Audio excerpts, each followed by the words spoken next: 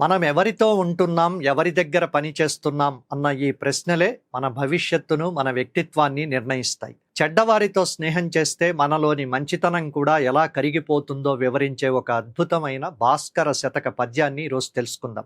క్రూర మనస్కులౌ పతుల గుల్చి వసించిన మంచి వారికిన్ వారి గుణం బెపట్టి చెడు వర్తన వాటిలు మాధురీ జలోదారలు గౌతమీ ముఖ మహానదులంబుది కూడినంతనే క్షారము చందవే మొదలి కట్టడలన్నీయు తప్పి భాస్కర.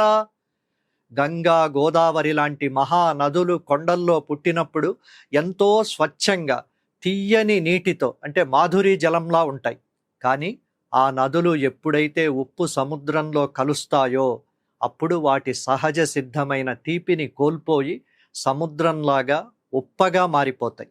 అలాగే ఎంతో ఉత్తమమైన గుణాలు కలిగిన వాళ్ళు కూడా క్రూరమైన మనస్తత్వం ఉన్న యజమానుల దగ్గరో లేదా దుర్మార్గుల చెంతనో చేరితే కాలక్రమేణా వాళ్ళ మంచి గుణాలు పోయి ఆ చెడ్డవాళ్ల లక్షణాలే వీళ్ళకు కూడా అబ్బుతాయి.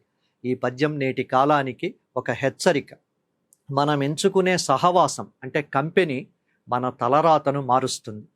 కెరీర్, ఆఫీస్, మీరెంత నిజాయితీ పరులైనా, అవినీతి పరులైన బాస్ దగ్గరో లేదా తప్పుడు పనులు చేసే సంస్థల్లోనో పనిచేస్తే మెల్లమెల్లగా మీ విలువలు అంటే వాల్యూస్ దెబ్బతింటాయి.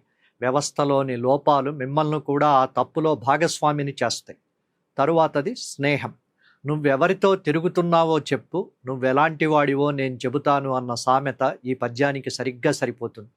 ఉప్పు సముద్రం లాంటి చెడు స్నేహాలు మనలోని తీపి లాంటి మంచి గుణాలను హరించి వేస్తాయి. తరువాతది సంస్కారం. మన చుట్టూ ఉన్న వాతావరణం మన ఆలోచనలను ప్రభావితం చేస్తుంది. అందుకే మన వ్యక్తిత్వాన్ని కాపాడుకోవాలంటే మనల్ని మనం సరైన మనుషుల మధ్య ఉంచుకోవాలి. నది సముద్రంలో కలిస్తే తన ఉనికిని కోల్పోతుంది. కానీ మనిషి విఘ్నతతో ఆలోచిస్తే ఆ ప్రమాదం నుండి బయటపడవచ్చు. మన మంచితనాన్ని కాపాడుకోవాలంటే దుర్మార్గుల స్నేహానికి దూరంగా ఉండడమే శ్రేయస్కరం. ముగించే ముందు ఒక విన్నపం. ధాత్రి టీవీ వీడియోలకు మిలియన్లలో వ్యూస్ వస్తున్నందుకు మీ అందరికీ పేరు పేరున కృతజ్ఞతలు. మా గణాంకాల ప్రకారం వీడియోలు చూస్తున్న వాళ్ళల్లో చాలామంది ఇంకా ఛానళ్లను సబ్స్క్రైబ్ చేసుకోలేదు. వెంటనే ధాత్రి టీవీని సబ్స్క్రైబ్ చేసుకోండి. మరో 10 మందితో చేయించండి. మరో మంచి పద్యంతో మళ్ళీ కలుద్దాం. అంతవరకు సెలవు. నమస్కారం.